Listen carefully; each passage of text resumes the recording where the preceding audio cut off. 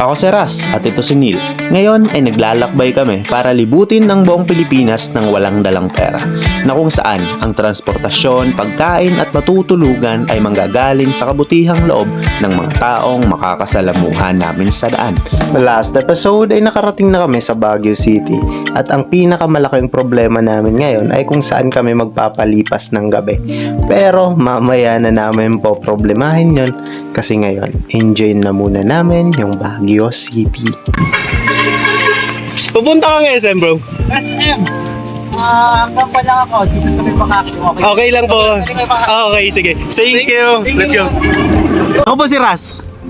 Rai! Kuya Rai. Ako po si Niel, kuya. Ay, ganyan.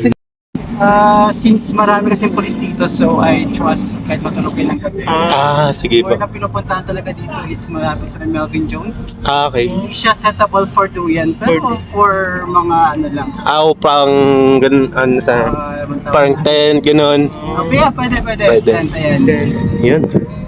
Buti na lang ay nakasakay kami kay Kuya Rai at sinabihan niya kami kung saan kami pwedeng mag-setup ng duyan. Kaya ngayon na habang maliwanag pa ay i-enjoyin na muna namin yung Baguio City.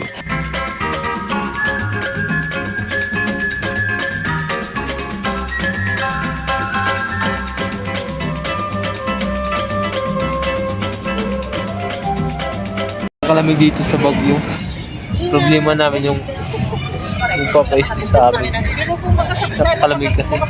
Mag-face mask na nga ako kasi sinisipon na ako dara sa US. Welcome to Baguio. Wala pa kaming matutulugan dito. Yun yung problema namin, nandun si Neil. So, sige lang, tara. Habang naglalakad kami at naghahanap ng matutuluyan ngayong gabi, ay nakita namin si Greenman ng Baguio. Apaka-cute naman ang bushies niya.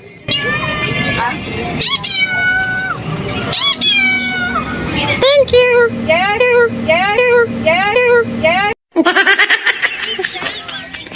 At dito ay nakiusap kami sa security guard ng katedral kung pwede ba kaming magpalipas ng gabi sa labas at mag-setup ng duyan at pumayag naman. Kaya pagkakinabukasan pagkatapos naming magsimba ay nagready na kaming umalis sa Baguio at bababa na papuntang La Union. At nagtanong na rin kami sa isang local kung gaano pa nga ba kalayo ang La Union mula sa Baguio. So, nakilala namin dito si Bitoy. Yun, so si Brother Bitoy. Kaya maraming salamat. Let's go. At nagbigay pa si Brother Bitoy ng 50. At dito ay merong pumarang sasakyan at tinatanong kami kung saan kami papunta. At sinabi naman namin kung ano yung ginagawa namin ngayon dito sa Baguio. At pumayag naman siya na pasakayin kami papunta sa may crossing. Ano po pangalan niyo po? Chris po. Yun, si Kuya Chris. Maraming salamat, Kuya Chris. Dito ay talagang makikita natin ang napakagandang bukirin dito sa Baguio. Kaya grabe, ang angas ng biyahe na to.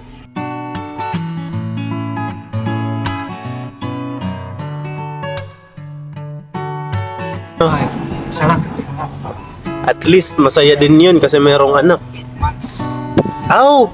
Bata pa. Bago pa lang.